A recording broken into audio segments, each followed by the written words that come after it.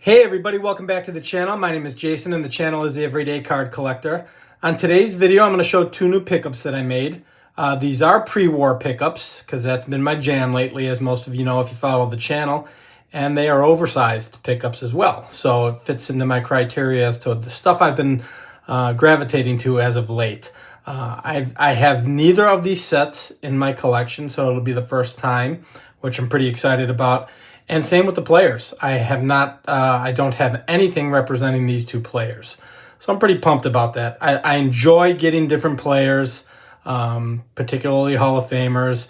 I enjoy adding new sets to the collection and having more than one, so I'll probably end up purchasing more from these sets in the future. That's just what I like to do. It's a nice broad collection of players, sets, Hall of Famers, non-Hall of Famers, all that good stuff. So I'm excited to show these. We'll get the camera turned around. We'll talk about the items a little bit and show off what we got. So let's get into it.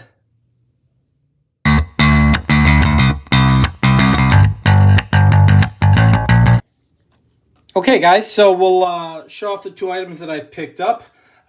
Picked them up recently in the last week and a half or so, and one of the two came in the mail yesterday, so I'm pretty excited about that, and definitely talk about that one a little bit as well as the first one I'm going to show.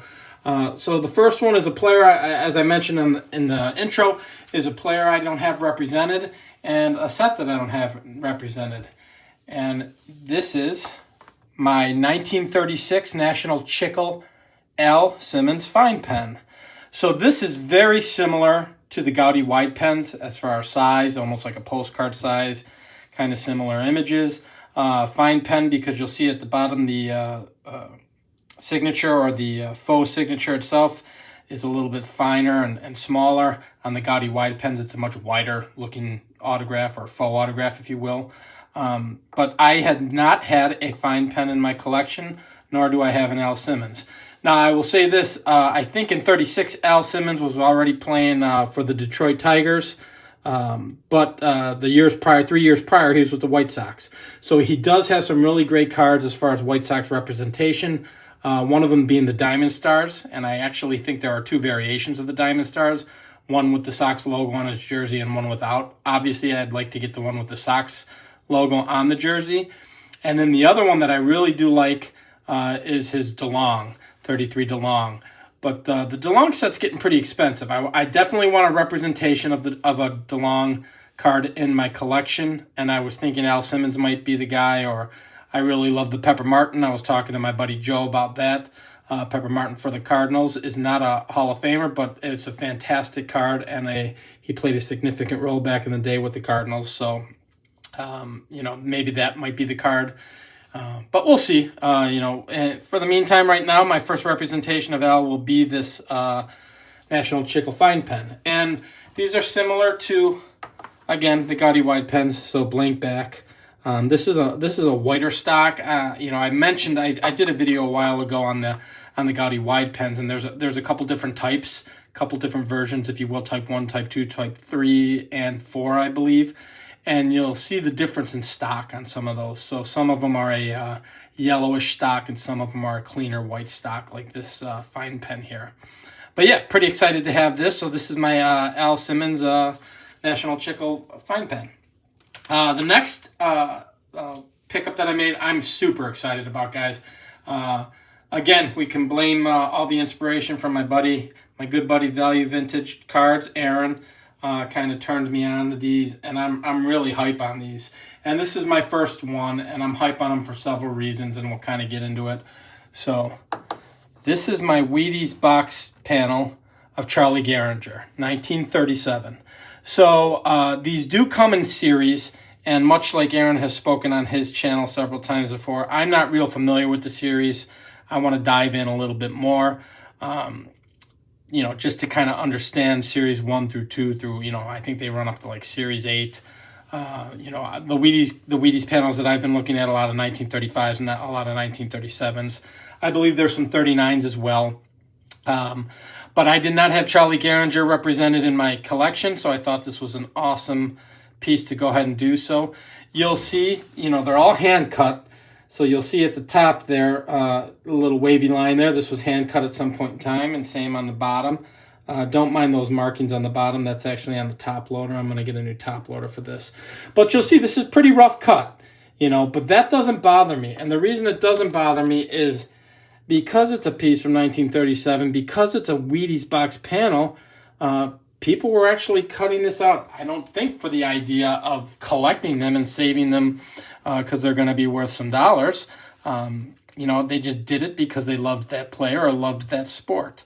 Fantastic write-ups on these. You know, it's how to star in baseball, number 4 of the series. Again, this is, I believe, the 1937 Series 6. And you'll see, I've seen this particular one. It's a larger panel. This one was cut close to the copy on the bottom and the top. The larger panel does have a little bit of orange on the top and the bottom. But this is all I need for my representation. Several things I will say about these Wheaties, guys. I'll throw the price out there for all intent purposes because this is the first thing that I gravitate to is it's affordable for my collection. This was $35 for a 1937 Charlie Gehringer. Now, again, if you're a stickler on how things are cut and they have to be perfect, then maybe this isn't the route you want to go. But just to have an awesome image and a fantastic representation of the player with a fantastic write-up and just some nostalgia of that particular era, these Wheaties panels hit home. Again, they are way more affordable than most of the cards you see of these players of that era, and it's just a fantastic piece to add to the collection. I am hook, line, and sinker on these. The affordability is key to me. You can get players, there are a multitude of players from that era. If you're not a stickler on how perfectly cut it needs to be, this stuff is extremely affordable. And that's exactly why I'm hooked on these. And again, this is my first one. So I'll kind of lean this up back here, guys.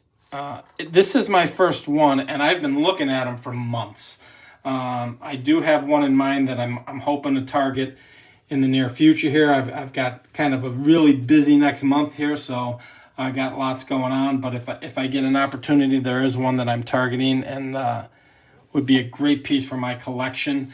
And I would love to add it. But, you know, we've got priorities, family, and things of that nature come first. But, yeah, guys, you know, several people, you know, this isn't some groundbreaking thing that, you know, hey, here's the Wheaties panels. I'm the first guy to discover this. Again, Aaron has inspired me. He's got a ton of them. I know Rocket Rick has a few of them as well. I've seen them out there in the past. I think Brian B. Roth did a video a while ago with one of them. I just think from an image standpoint, a nostalgic standpoint, the colors, I think they're fantastic. And I am not a stickler on how they're cut. So that one's cut pretty well. Obviously, it's a little wavy at the top, a little wavy at the bottom. But at the end of the day, I'm getting a good chunk of that fantastic image with a fantastic write-up from that particular era and time. And I think it's perfect. And I don't mean to minimize the L. Simmons fine pen. That's a fantastic piece, and that particular card is in fantastic shape and has potential to get graded for my collection somewhere down the road. We'll see. Again, I've been buying a lot of ungraded stuff, and I'm kind of enjoying it ungraded right now, so I don't really necessarily need to send stuff in to get graded. But really excited to add these two pieces to the collection. And again, both oversized pre-war, as that has been my jam. But really excited to have them and looking forward to building the collection around these first two by adding a few more fine pens. And I certainly want to get some more Wheaties panels. But that's all I have for you guys. I hope you guys enjoyed this. If you did, please feel free to like and subscribe. And we'll chat on the next video. Thanks for joining, everybody. I really appreciate it. Have a good one. Bye-bye.